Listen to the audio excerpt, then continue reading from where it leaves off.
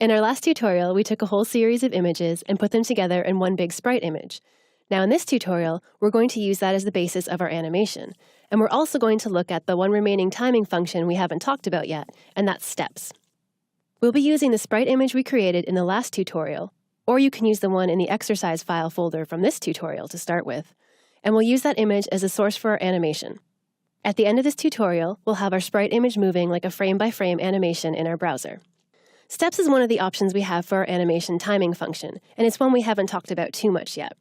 It's the odd one out because it works a little differently than the rest. The syntax for steps also looks a bit different. For the animation timing function, you type out steps, and then in brackets, you list the number of steps you'd like to have, which looks a lot different than the previous animation timing functions we've looked at. Steps divides the animation duration into equal parts based on the number of steps you define, so that's why you have to give it that number.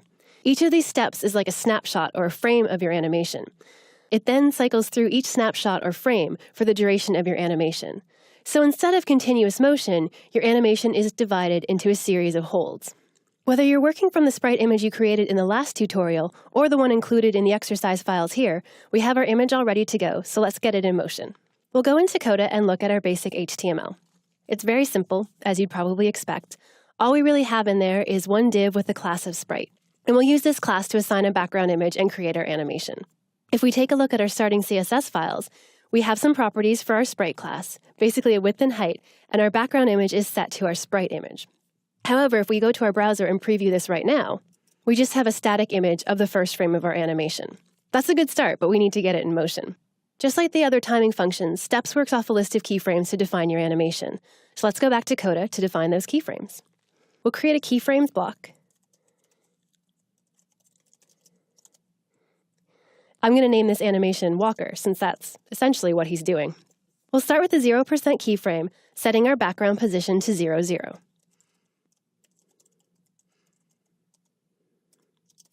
This is essentially what we have right now, and you'll see our 0% keyframe looks an awful lot like the background property in our sprite class above.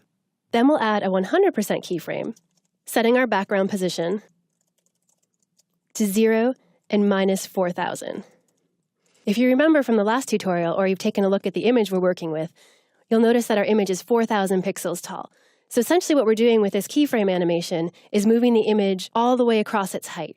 So the background position of your 100% keyframe needs to be equal to the height of your image, and it also needs to be negative because we want the image to move up.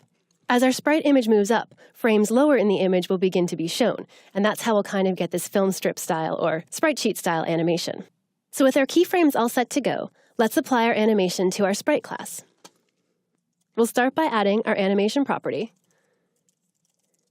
and we'll assign the animation of Walker, which are the keyframes that we just created. We'll have this animation take 2 seconds, which is a duration I just kind of made up myself for right now. And then for our timing function, we'll use steps here. So we'll write steps, and then in brackets, we're going to include the number 10. And the reason I'm including 10 here, because I know in my sprite image, I combine 10 frames or 10 separate images to make my sprite image. So my sprite image has 10 steps to it, or 10 frames in it. If you created a different sprite image that had more frames or less frames, you'd want to adjust this number, and as well as the background position in our keyframes, to reflect the size and number of frames in the sprite that you're using. And as one last thing, we will set our animation iteration count to infinite. Luckily, I know the images I've been provided is actually a repeating walk cycle, so I can infinitely repeat this animation and it will loop smoothly. That's going to depend on the actual images in your sprite, so some may or may not be created to loop infinitely. Let's save this and preview our animation now. So we head back to our browser and refresh. Now we see our animation moving. And really what we're doing is just animating a background image going up, not smoothly, but in 10 steps to show us each of the 10 frames. Notice how each frame is shown with no transition or easing in between. It's just a hard cut to the next frame. The smoothness of the animation is a result of how closely each frame was drawn to the one before it, and the tendency of our eyes and brain to want to make things appear to be moving smoothly. So it's a pretty neat effect. If you're not entirely happy with the way your animation looks, we can make some adjustments in the CSS to change the overall appearance of your animation. If we go back to our CSS in Coda, we can do something like change the duration of our animation and have the walk cycle look entirely differently. For example, if we set the duration to 1 second instead of 2, and then preview our animation, you can see he's walking twice as fast. If we want to exaggerate that even more, We can maybe set the duration to 0.5 seconds and go back to our browser and really have him running. But notice that no matter what, the same number of steps is happening, and we're just making them happen faster because they're working over a shorter duration. This technique is perfect for adding little snippets of traditionally drawn animations to a website or app.